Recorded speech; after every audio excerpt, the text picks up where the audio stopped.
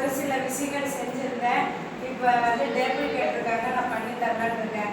அதே மாதிரி உங்களுக்கு வந்து ஒரு சில விஷயங்கள் சொல்லலான்னு இருக்கேன். அதாவது அம்மா அப்பா இல்லாத பிள்ளைங்க,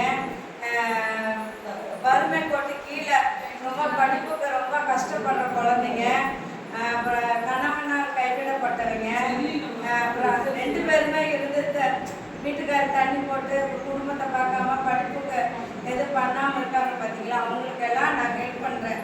அதனால் அந்த மாதிரி யாராவது இருந்தீங்கன்னா, நம்ம ட்ரஸ்ட்டு வச்சுருக்கோம்.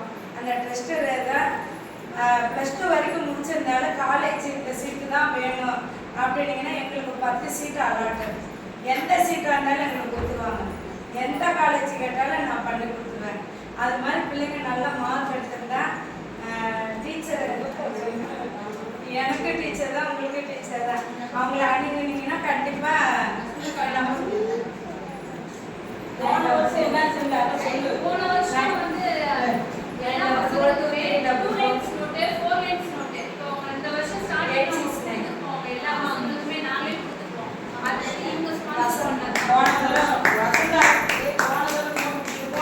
வந்து பிள்ளைங்களுக்கெல்லாம் 2 குயிர் நோட்டு 4 குயிர் நோட்டு நான் தான் எல்லா குழந்தைங்களும் இங்கேயும் முடியல.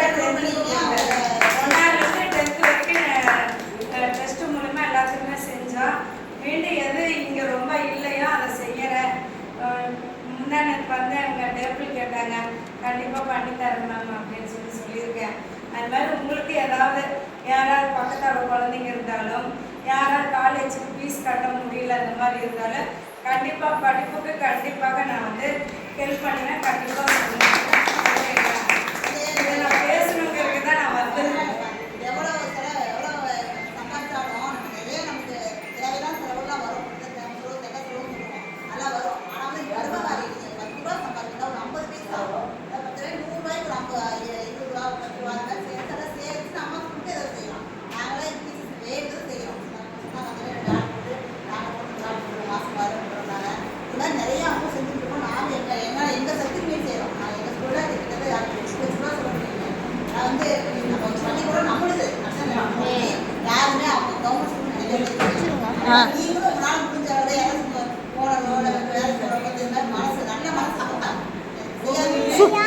அமைதியாக ஒரு நிமிஷம்.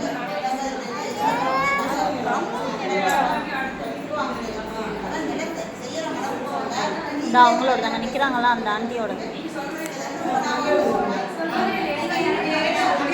சிச்சுவேஷன் யார் இருந்தாலும் என் நம்பர் இருந்தால் அனுப்பிங்கன்னா கண்டிப்பாக என்னால் முடிஞ்சது பெருசாக செய்யறதுனால சின்னதாக கண்டிப்பாக வந்து